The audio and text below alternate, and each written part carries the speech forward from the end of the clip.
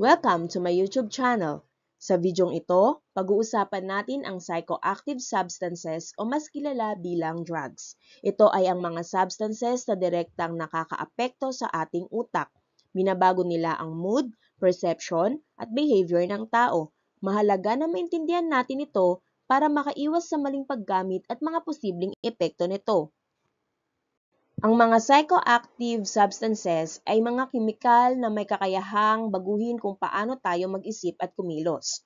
May ilan na ginagamit bilang gamot, gaya ng mga pain relievers o pampakalma, pero mayroon ding mga inaabuso tulad ng cocaine at heroin. Kapag mali ang paggamit, pwedeng humantong ito sa addiction, problema sa kalusugan at maging sa mental health disorders.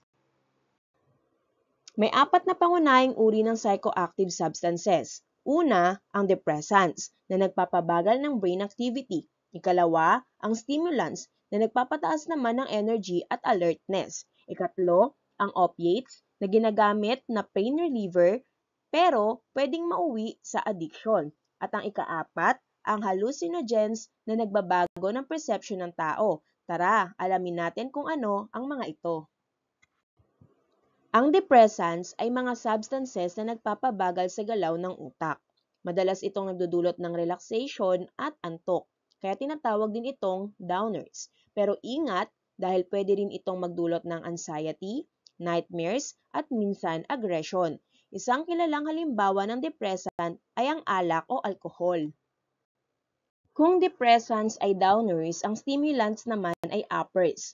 Pinapataas nito ang energy, alertness, at wakefulness. Halimbawa, ang caffeine na makikita sa kape at soft drinks.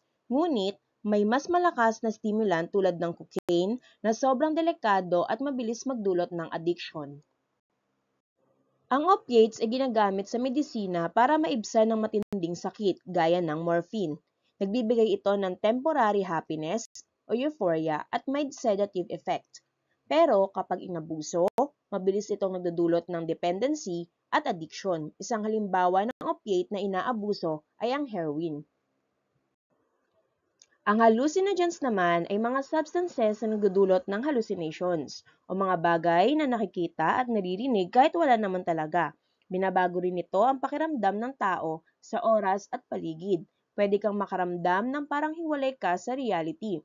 Isang halimbawa ay ang LSD o lysergic acid diethylamide. Kaya tandaan, lahat ng psychoactive substances ay nakakaapekto sa utak. Oo, may ilan na may tamang gamit sa medisina, pero kapag inabuso, pwede itong magdulot ng addiction at mas malalaking problema sa sarili, pamilya at lipunan.